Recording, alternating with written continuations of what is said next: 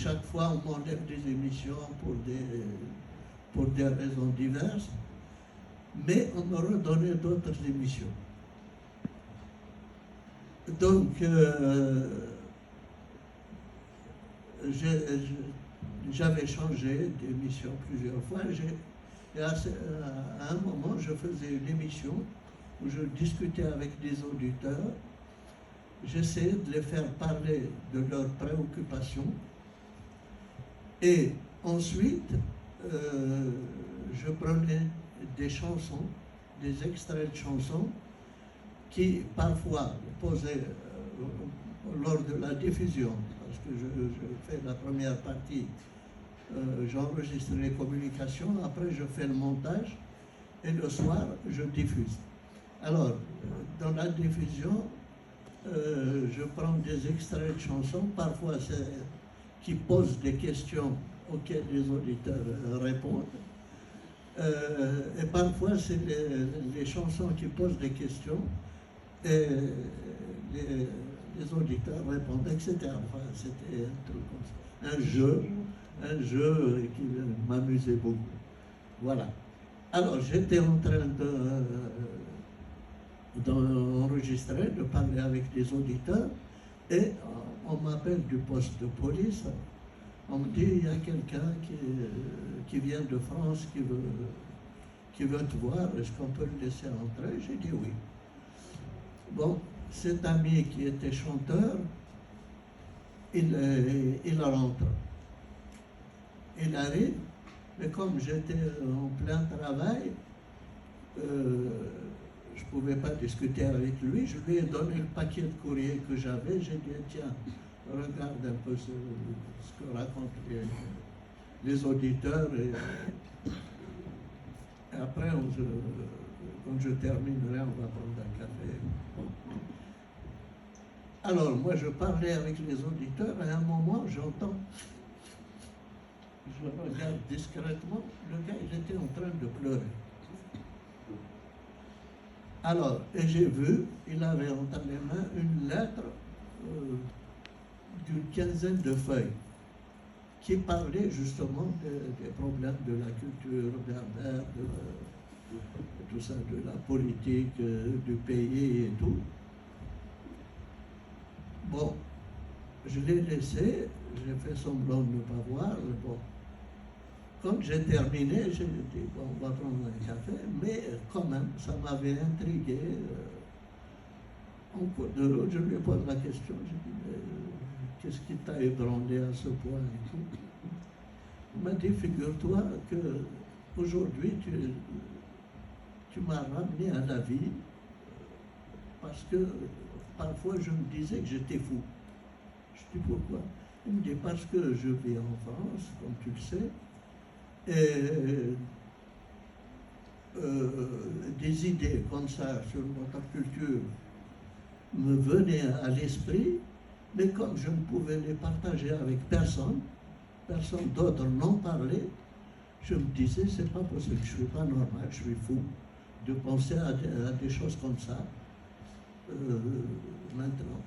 Et il me dit, là, je viens de trouver finalement que je ne suis pas seul à penser à ça. Voilà. Et donc, en travaillant à la radio, je me suis intéressé effectivement un peu à l'histoire du mouvement berbère, mais je ne vais pas remonter aussi loin qu'Ali. Je préfère remonter juste à l'indépendance, à la période de l'indépendance, comment ce mouvement identitaire, pour moi, comment il est né et comment on est arrivé au soulèvement de 80.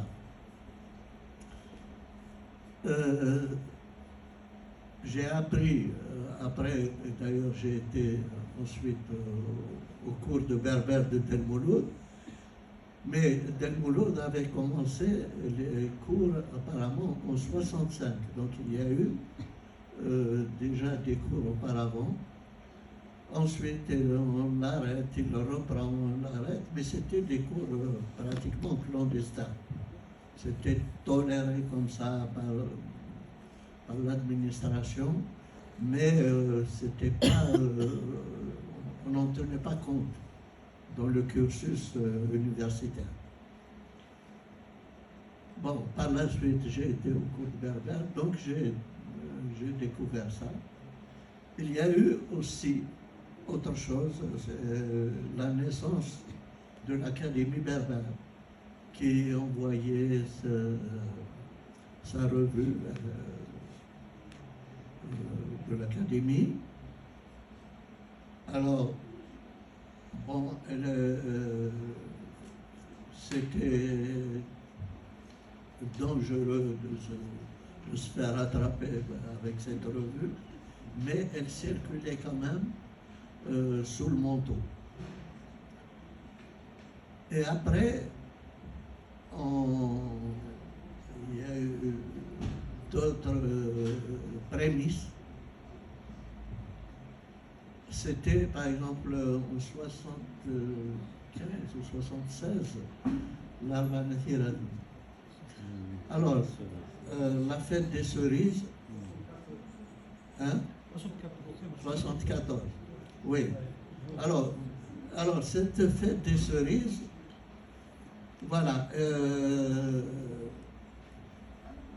c'est moi qui devais l'organiser. J'ai été contacté au départ par le maire de l'Arvan Hirad. On s'était arrangé pour leur organiser le spectacle. J'avais contacté les artistes et tout, j'avais préparé mon plateau. Et puis, quelques jours auparavant, une semaine ou 15 jours, je ne me rappelle pas, j'ai été avec Moumouh Loukad, qui a joué dans Mohamed Prontavalise en Kabylie, qui a eu le premier prix de comédien à Tunis, les étudiants au théâtre universitaire de Tunis, en jouant en Kabylie. Bon, c'était un très bon comédien, malheureusement. Il avait d'autres défauts ratissés. C'est vraiment dommage. Bon. Alors, j'étais avec lui pour régler un petit problème de rien du tout, voir le maire de l'Arvan Hirad. Et puis, il me dit, ah tiens, il faudra que tu nous rajoutes un chanteur arabophone. J'ai dit, non, je ne peux pas, parce que d'abord, je ne les connais pas, et puis là, c'est un peu tard. Je ne peux pas tout bouleverser. En fait, ce n'est pas que je ne pouvais pas, mais c'est que je connaissais, à travers le courrier que je recevais à la radio, je connaissais l'atmosphère, la chose était en ébullition. Donc je me suis dit que introduire un chanteur arabophone, c'était une forme de provocation qui pouvait être dangereux. Alors, comme il a insisté, j'ai dit, si c'est le cas, moi je me retire. Je ne fais rien. Ok. Donc, il a appelé Kamal Hmadi, qui organisait aussi des spectacles à l'époque, mais Kamal Hmadi, c'est quelqu'un qui n'est pas politisé. D'ailleurs, jusqu'à présent, la politique et lui, c'est autre chose. Mais l'agronomiste, il vivait de ça. Donc, on lui fait appel et il y va. L'essentiel, c'est qu'on paye. Alors que moi, bon, il y avait des calculs. C'était déclenché dans ma tête. Bon. Il faut bien les calculs, sinon on va comprendre quelque chose. Les calculs. Voilà. Bon. Donc, voilà. Alors, lui, il a accepté, il a organisé. Et parmi ceux qui l'avaient ramené, il y avait Lounis. Et Lounis me l'a raconté plus tard. Il m'a dit que quand ils sont arrivés, des gens sont venus le voir, ils lui ont dit tu t'arranges pour passer parmi les premiers parce que ça va barder. Donc, c'est ce qu'il a fait. Il est passé parmi les premiers, mais je